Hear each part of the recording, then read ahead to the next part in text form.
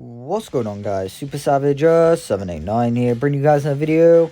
And today we're doing What If Roshi Raised Goku Part 5. If you haven't seen the last 4 parts, there's a playlist. You should probably go watch it before this one.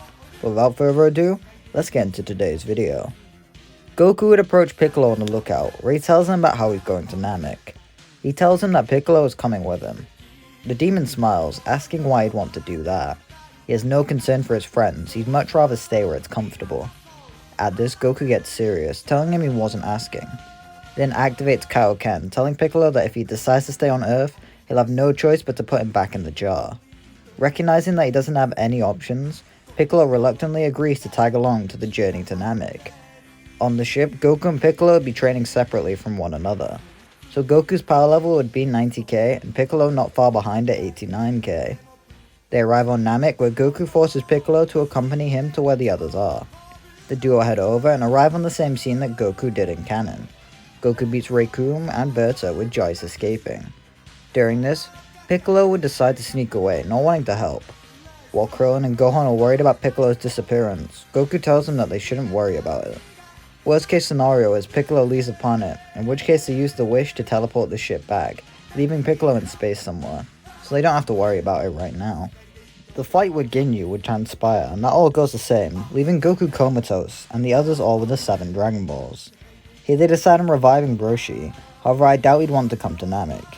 Roshi has his duty to Earth, so he needs to make it back there, plus they seemingly have it covered, so they simply use the second wish to revive Yamcha. Before they can use the third wish though, Porunga dies, and Frieza arrives. Meanwhile, Piccolo would meet Nail, where they fuse, to allow them a chance to defeat Frieza. And from here, really not much changes on Namek, unfortunately, beyond a few small changes. For example, Gohan wouldn't get angry when Piccolo is defeated, since he doesn't care for him here. Also, when Frieza's about to kill Dende, Piccolo kicks him out of the way of the attack, which gets him quite hurt. No one understands why he did that, but they have more pressing matters to deal with. Krillin would still die to Frieza, and Goku still goes Super Saiyan. Everyone then flees the planet on Goku's ship, and Goku is forced to leave to Yardrat. Without Earth's Dragon Balls, everyone believes that they might be screwed. Dende, however, reveals that he might be able to remake the Dragon Balls if they have the statue of the dragon, which they do. During the travel back to Earth, Piccolo would be meditating intensely, confused at why he decided to save Dende. Surely he isn't going soft, right? When they get back to Earth, Dende remakes Shenron, meaning we get the Amped Dragon Balls much earlier. So they wish the souls of everyone who died on Namek to Earth with the first wish, and with the second they revive everyone who died on Namek, meaning that the whole Namekian population and Vegeta would appear on Earth. With the last wish of Porunga, they then revive Krillin. The time skip also pretty much goes the same, with Piccolo going into isolation to train for Goku's return. When the Namekians return to their planet, Dende decides to stay on Earth with Roshi and Popo as he's grown to like them. Frieza and Cold still arrive on Earth, Trunks kills them, and informs Goku of the impending threat of the androids, which he conveys to the others. So everyone would begin their training. Goku, Krillin, and Gohan would all train together at Kame House, meaning that Goku and Gohan would likely be weaker. It does mean that Krillin would be a lot stronger though. Roshi would train on the lookout as he believes he'd only slow down the others if he trained with them. He'd make sure to refine his technique during this time. Finally, Piccolo would be training in the wasteland alone during this. He believes that he'll take over the world after the androids are dealt with, which is why he's deciding to still assist people he deems as enemies. Truth be told, the android and Cell arc are also extremely similar, with Krillin and Roshi taking Piccolo's role from canon. The only difference would be that when Piccolo and 17 fight, he'd be significantly weaker than his canonical junior self, meaning that 17 would actually kill him. His absence wouldn't really be noticed however, since from this point onward Piccolo didn't do anything. The only change would be that Gohan is wearing a Turtle School gi. Towards the end of the arc, when Goku refuses to come back, Krillin would remind him that he has to. He needs to keep the Turtle School alive.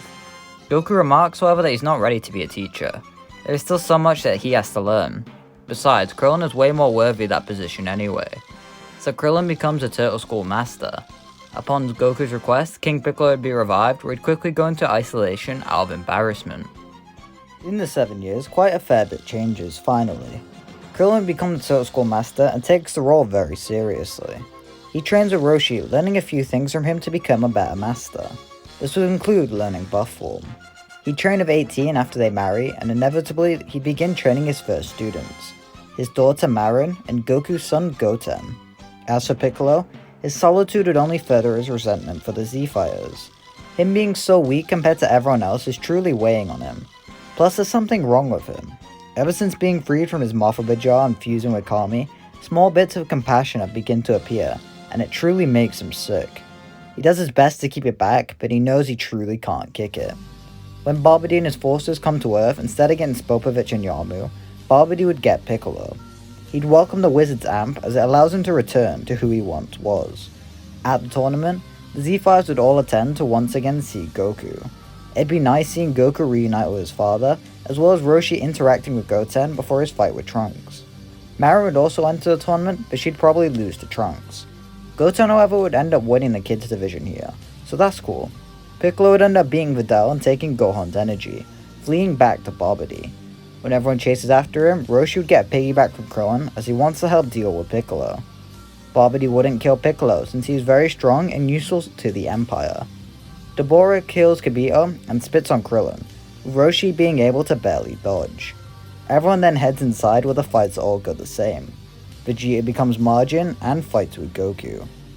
While that happens, Roshi would opt to take on Piccolo, leaving Buu to Gohan and Shin. Piccolo laughs, telling Roshi that last time they fought, he died. Does he really believe he can beat him now?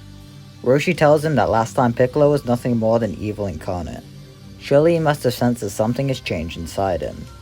Annoyed by this, Piccolo angrily rushes at Roshi and begins to fight him. It's clear though that Roshi is stronger than Piccolo by now, avoiding the majority of his attacks without attempting to fight back.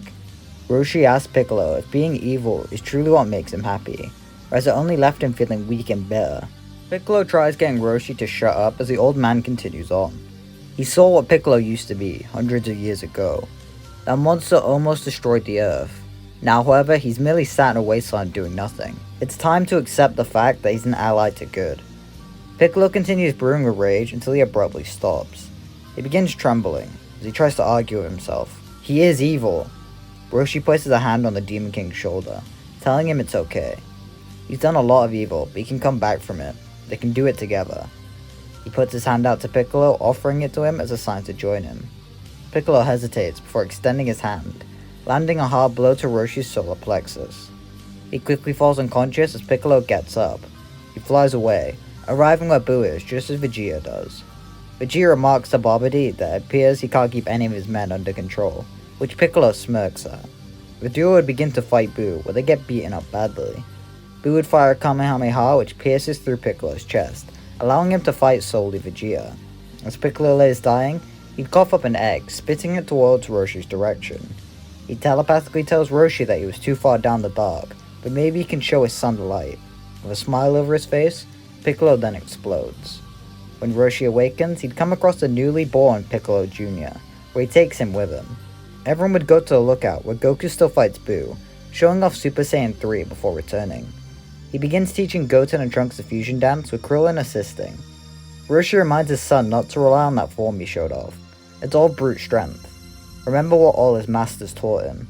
Goku takes this to heart, but doesn't have long to dwell on it as he returns to the Otherworld.